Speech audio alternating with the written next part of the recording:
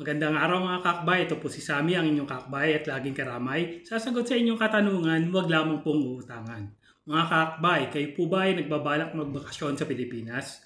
Dapat ninyong malaman kung paano mag-apply ng e-travel pass via online. Madali lamang po ito, kaya kung interesado kayong malaman kung paano, ay please continue on watching. At kung bago po kayo sa aming channel, ay huwag pong kalimutang mag-subscribe at hit ang notification bell para lagi po kayong updated once we upload a video like this.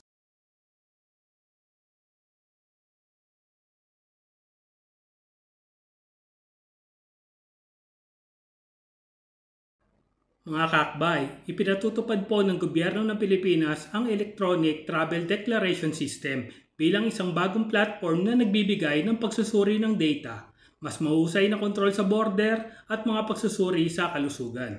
Sa kasalukuyan, ang mga darating o aalis ng Pilipinas, mga mamamayang Pilipino ay kailangang ihanda ang card bilang karagdagan sa kanilang visa o ETA kung kinakailangan at pasaporte para makapaglakbay po ng walang problema. Ang proseso ng pagkumpleto ng dokumento o yung dating kilala bilang One Health Pass ay mabilis lamang dahil ang form ay binubuo lamang ng ilang katanungan na dapat sagutan at isang larawan na dapat ikabit. Kapag nailagay nyo na ang impormasyon, kailangan mong bayaran ng fee at maghintay ng kumpirmasyon sa email. Maaari ka lamang maglakbay patungo sa Pilipinas kung mayroon kang valid na e-travel pass. Dapat mong makuha ito sa loob ng 3 araw bago ang iyong biyahe. Bukod po dito, kailangan mo magkaroon ng visa o ETA kung hindi ka mula sa bansang visa exempt at isang valid na pasaporte. Karamihan sa mga biyahero, mga dayuhan at mamamayang Pilipino na nagpaplanong pumunta sa Pilipinas ay kailangan kumuha ng e-travel pass bago dumating o umalis ng bansa. Kinakailangan pong magkaroon kayo nito kung sakaling maglalakbay sa himpapawid o dagat sa anumang layunin. Negosyo, turismo, pagbiyahe o bakasyon. Kung walang QR code ng e-travel pass, hindi ka makakapasok sa bansa.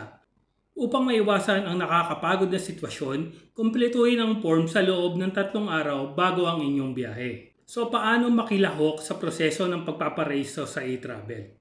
Madali at mabilis lamang napunan ang online health declaration patungo sa Pilipinas. Kailangan mo lamang ng isang device na may koneksyon sa internet at isang valid na paraan ng pagbabayad. Pagkatapos, isaalang-alang ang mga sumusunod na hakbang.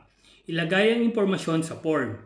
Ibigay ang mga kinakailangan detalye, pangalan, apelido, trabaho, petsa ng kapanganakan, at numero ng pasaporte. Bayaran ang kinakailangang fee. Maaari kang pumili ng isa sa mga magagamit na paraan ng pagbabayad. Maghintay habang pinoproseso at makakatanggap ng isang PDF file sa email. I-download ito sa inyong device o yung telepono, tablet at iba pa. O i-print ito at dalhin ito sa inyong biyahe. Huwag kalimutan na tingnan ng mabuti ang mga detalye bago mo ipadala ang form. Kung mayroon kang anumang mga problema o alinlangan, maaari kayong makipag-unayan sa kanilang support team. Ang e-travel pass ay konektado sa isang partikular na numero ng pasaporte at ang bawat manlalakbay ay kailangang kumpletuhin ito ng hiwalay sa loob ng 3 araw bago ang biyahe. Mga kinakailangan sa e-travel card. Ang e-travel Philippines registration card ay maaaring makuha ng mga biyahero na mayroong una, isang pasaporte na hindi mag-e-expired sa loob ng sumusunod na 6 na buwan, isang aktibong email address, valid na paraan ng pagbabayad, isang gumaganang device na may koneksyon sa internet. Higit pa rito, kinakailangang ibahagi ang ilang mga personal na detalye sa form. Tandaan po na maaaring magbago paminsan-minsan ang kinakailangan. Tignan ang impormasyon sa official na website upang maging laging updated.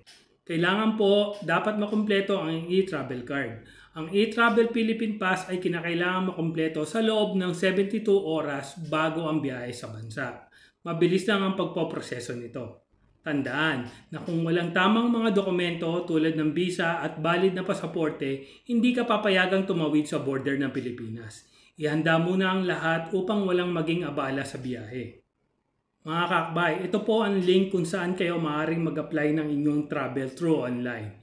etravelpass-registration.com/tl/etravel-pass-tl.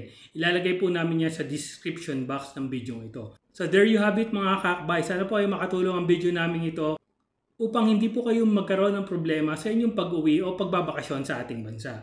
Mag-iingat po tayong palagi. God bless and we'll see you in our next video. Bye!